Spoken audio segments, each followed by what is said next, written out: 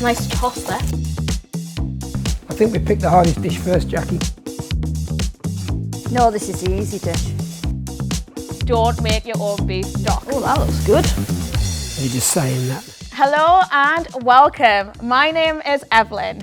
Today we are challenging two LNER chefs to recreate a dish from the archives of the National Railway Museum to celebrate 200 years of passenger railways. So this dish was served on board the Coronation service by the London and North Eastern Railway in 1939, which ran once a day in each direction between London King's Cross and Edinburgh Waverley, hauled by the iconic Class A4 locomotive such as Mallard and Sir Nigel Gresley. We're cooking beef olives and peas, traditionally made with a stuffing mix wrapped in a thin beef steak. It's thought to date back to 16th century England. Now let's introduce our chefs. My name's Gavin. I'm a chef on board based at Newcastle. I've been with the company for 6 years and my favourite dish is sherry trifle.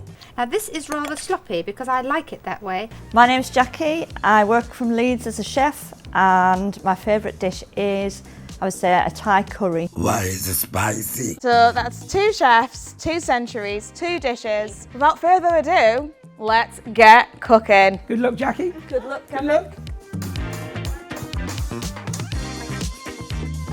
Okay, Jackie, so what are you doing today? Are you going to go the traditional route or are you going to put your own spin on things? It's going to be traditional-ish. Right. I'm going to actually do a Scottish version. So instead of having like the force meat that you usually put in it, I'm going to put haggis and some sausage meat. So, Very interesting. so we'll see whether you like haggis. Have you had haggis before? I don't think I have actually, so it'll be the first time. It's Ooh, I'm nice. I excited. don't think there's all the horrible bits in it No. that used to be in years ago.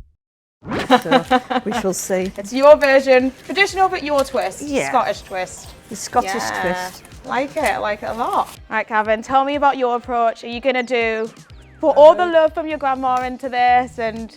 Basically, I've done, obviously beef olives I've cooked a few times in the past, but it's always been traditional, whereas this one, I spent a lot of time in Edinburgh, in Scotland, in Glasgow, I apologise, in Glasgow. And I've got some of the strong flavours of Glasgow, of Scotland, so again, I'm going with a dish, a beef olive dish, but I'm stuffing it with skirly, which is a traditional Scottish stuffing with oatmeal. Nice. And I'm going to then put a little bit of sausage meat in it and stuff the dish that way. And so it's going to have a bit of Scottish twist to it, but I'm keeping it traditional as well. Yes, so we're both going Scottish then, traditional Scottish, you're adding the Glasgow flavour to it. No, it smells amazing already, if only like everyone could smell what this room smells like. I'll leave you to it. We're in the Cookery School here at the Grand in York. Did you know that what's now the hotel started out as the headquarters of our predecessor company, the North Eastern Railway? It opened in 1906 directly opposite York's original station building, which is now home to LNER's modern HQ. You can still spot the railway heritage of the building with details like the NER monogram in the balcony ironwork, the comms mast on the roof and the steam train weather vane. You're very practical, so you're doing all the prep first. So you're cutting all the trimmings from the beef, you're working on the carrots. Is that how you approach cooking normally? Normally I tend to do all the potato bits first Right. and all the carrots and whatever because they'll need to be fried before we put these in. Right. That takes rolling, so I'm trying not to touch the meat and the veg together, so this first and then... You are very practical. You've got like a method, don't you? Like, Yeah, whether it works out like that's two different things. love it. It might go haywire. Yeah. Gavin, I noticed you went straight to frying the onions and you went to put the oatmeal. What was the thought process behind that this approach? is skirly. So Right. basically, it's oatmeal. It's meant to be pinhead oatmeal, but I've just got the jumbo oatmeal today. Right. It's just a very dry stuffing. So all it normally is onions, oatmeal, and butter. It just smell great. Okay, and I'm going to put a little bit of salt and pepper into it. Yeah. And I will put a little bit of chopped thyme in there as well. So is this how you normally approach cooking then? You're like, right, let's get things on the pan it's all and then about- I can do the prep work after. It's all about the meat preparation. So at the moment I'm just getting the carrots ready for the beef. I'm just going to do it in the red wine sauce. And then I'm going to serve it later on with peas pancetta, and again a bit of Scottish twist. I'm going to put a little bit of haggis in as well. Nice. And that'll We're very big on the Scottish flavours. Yeah, well, I did spend four good years in Scotland. I'll just do that. So I've got my carrots done. Nice. Okay. And that's the carrots. So this is the skirlies coming on now. Lovely. Okay. Just getting used to these stoves as well. Nice toss there. Jacquie, tell me more about you. So what were you doing before you were an LNER onboard chef? I was a pastry chef. Right. I used to work lots and lots of hours, ridiculous hours, and the family said, you're doing too many hours, we never see you. Oh. So I decided to actually not pack it in, but just go down to part-time, so to say, and then started on LNER. And it's the best thing I've ever done. Yeah. You sound like you love working for LNER. I do. Yeah. Why do you love it so much? Tell us more. Every day is different, and customers as well. The customers are so nice. Yeah. We get some really good giggles off the customers. Yeah. I think people So don't it's realise quite that nice. actually, because like onboard chefs, when I'm on train, you come out and you help serve and you talk, and Yeah. that's And such a nice part of. You find out all sorts about Yeah. the lives, and it's just fun, and we do get some very strange stories. So whilst at LNER, you've been here 6 years. Did you always here 6 do years. as an onboard chef, or did you Yeah, start as a came in as an onboard chef. Yeah. I came in at just doing a 6 months secondment, Right. but then they took me on full time literally before my interview ended. It was like, oh, do you know what? We're going to take you on full time. So that was quite tasted nice. your cooking, and you're like, right, we need a bit of Jacquie, don't Yeah. we? Well, they found out I was a cake. I used to do cakes and make pastries, so it's like, yes, we definitely need cakes in our lives. I love cake. You've just done the prep work, and Yeah. now you're onto the frying. So there is a method to it. It's probably not There as is. precise as baking, but there's still a bit of science with a bit of creativity. Yeah. Yeah. It's good fun as well, because you can just literally put anything in. So you go in your fridge or your cupboard and think, you know, tonight I'm going to make this, or this.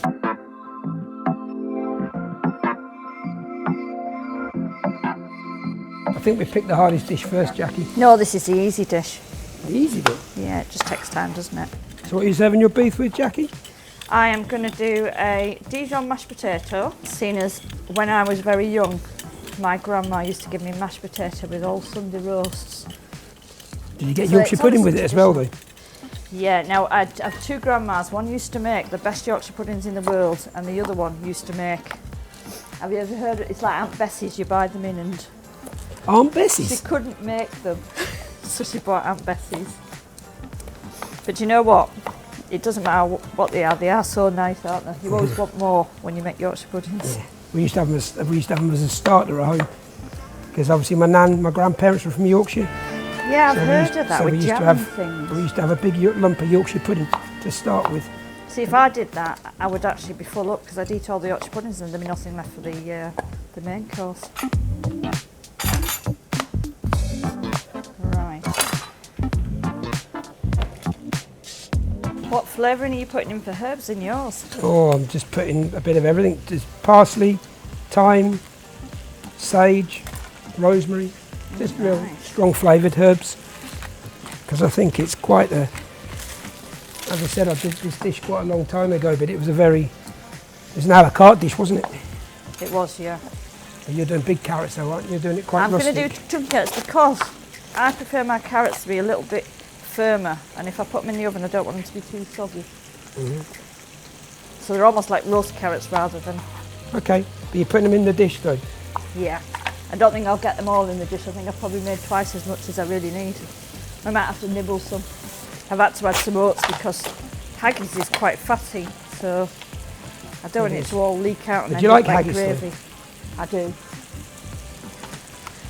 I lived in the Highlands for about 7 years, and I was sport for choice because we lived near the Isle of Skye. So we used to have Stoneway black pudding Oh, that's nice. Loads of fat in and that. isn't it? haggis. Yeah, but it's nice.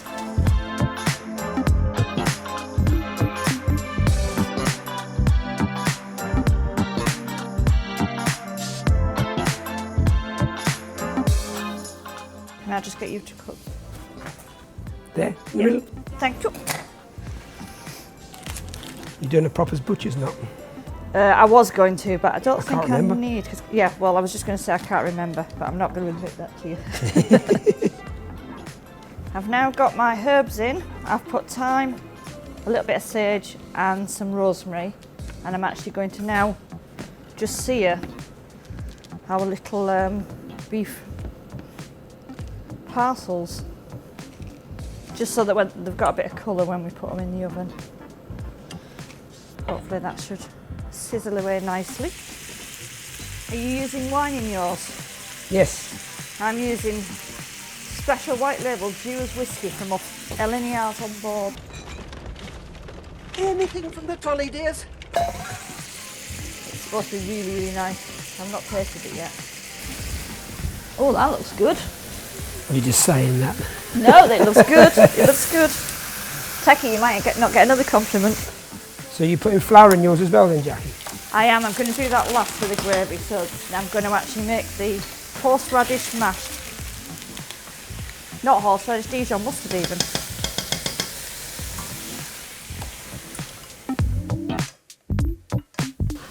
Smells amazing. I can smell that red wine. So where are we at now, and what are you doing, and why So are you doing basically, it? I've got the beef olives are there with the scurly stuffing. Right. I've sealed the meat off.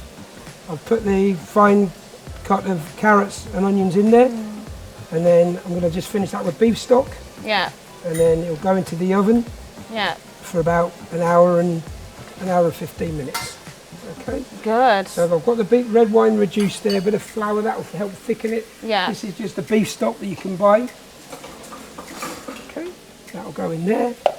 I'll bring that to the boil, and then I'm going to put a cartouche on there. What? What's a cartouche? This is I think you might have copied off me for that. not at all. Cartouche is half a piece of greaseproof paper, Okay. in half again, and then the sealed piece on there, and you do it as if you're making a paper aeroplane. Oh, I've seen one of these. It's called I a didn't realise they're cartouche. called a cartouche. It's So, like and then you put it like that into the centre of the pan. so what are you putting inside it? I think it's going to be in there. There. Fascinating. Turn that off.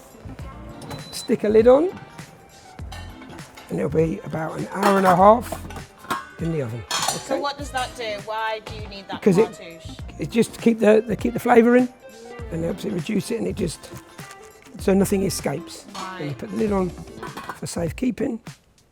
The oven is preheated at 185, Right. and I'll just pop it in there. Nice. Okay. There you go. Okay, so where are we at now, Jackie? Right, I've pan-fried all my beef olives with haggis in, and I've half-cooked my vegetables.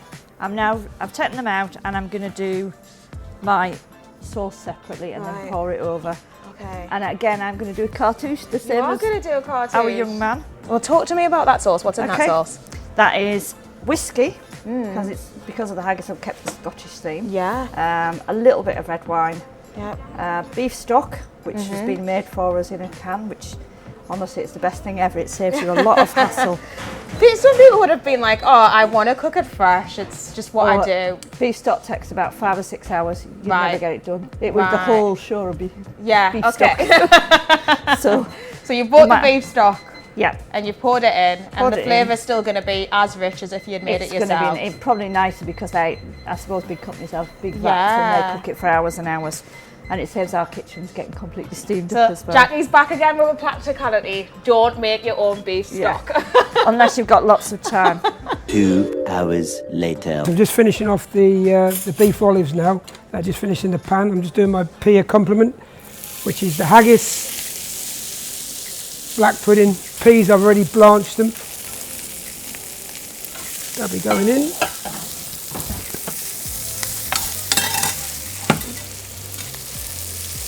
That's them ones. And obviously some pot chopped parsley with the peas. I am now serving the beef olives with a haggis in the middle, carrots, onions, and a Dijon mash to go with it. 2 minutes left. Okay.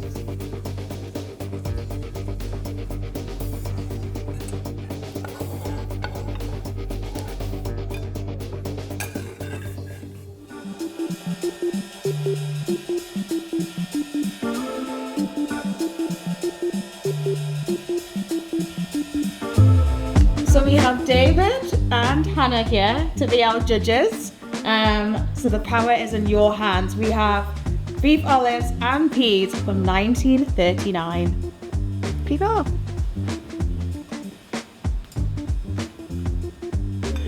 Oh, that was lovely. This one's really well seasoned. I think as this one was.